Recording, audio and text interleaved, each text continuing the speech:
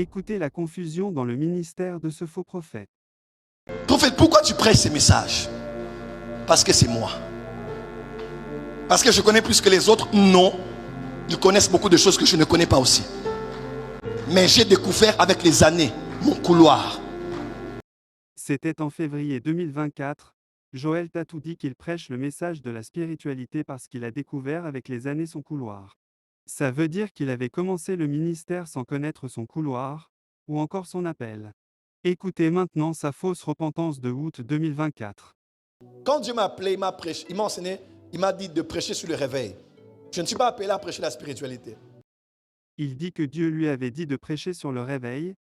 Il n'est pas appelé à prêcher la spiritualité. Quelle confusion! Mais j'ai découvert avec les années mon couloir. Tout le monde n'aimera pas. Tout le monde n'acclame pas. Tout le monde n'est pas aussi appelé à écouter ça. Mais il y a un peuple qui est appelé à écouter ça. Et quand je prêche ça, j'enseigne ça, il y a des gens qui disent c'est ce dont on avait besoin.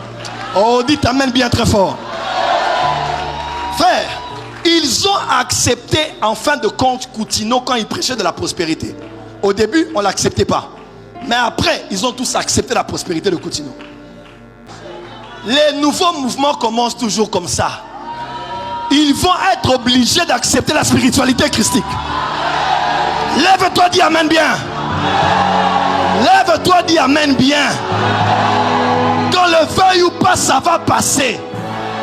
Parce que c'est la réponse à un besoin imminent et urgent. Aujourd'hui. Toujours en février, il a dit que la spiritualité était la réponse à un besoin imminent et urgent. Mais écoutez ce qu'il va dire au mois d'août 2024. Je me suis retrouvé comme ça en train de travailler, de prêcher, d'enseigner beaucoup de messages que j'estimais et j'estime être bons, mais que je crois aujourd'hui n'avoir pas été les messages essentiels que je devais enseigner. Il dit que le message de la spiritualité n'était pas essentiel. Lui-même avait dit que ce message était un besoin urgent, mais maintenant ce message n'était pas essentiel. Pourquoi? Est-ce une nouvelle doctrine? Oui, ça l'est. Ah oui. Mais n'est pas contradictoire aux Écritures. Chaque nouvelle révélation vient seulement illuminer quelques versets bibliques. Il dit que la spiritualité christique est une nouvelle doctrine, et que c'est une nouvelle révélation. Posez-vous la question. D'où est-ce qu'il avait eu cette révélation puisque selon lui, il n'est pas appelé à prêcher la spiritualité? Il doit bien expliquer à ses fanatiques comment avait-il reçu cette révélation qui n'était pas essentielle, selon lui. Nous avons démontré sur cette chaîne plusieurs fois, avec toutes les preuves possibles que la spiritualité christique est une doctrine de démons. Tout ce que Joël Tatou a eu à prêcher sur la spiritualité, ce sont des choses qu'on trouve dans les sciences mystiques.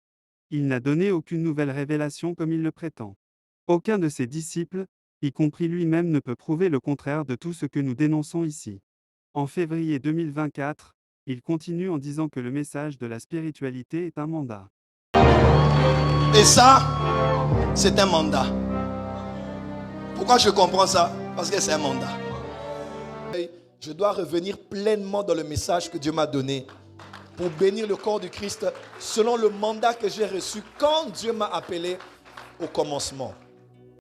Et en août, il va dire que le message sur le réveil est un mandat qu'il avait reçu de Dieu au début. Quelle confusion et contradiction dans le ministère de cet homme. Cette fausse repentance en août 2024 a eu lieu parce que nous avions exposé les œuvres des ténèbres de ce faux prophète. Sans cela, il n'allait jamais faire semblant de se repentir, car il a commencé à enseigner des hérésies depuis bien longtemps et il ne s'est jamais repenti. Malgré ça, les fils de la perdition sont toujours aveuglés pour finir en enfer en suivant cet imposteur.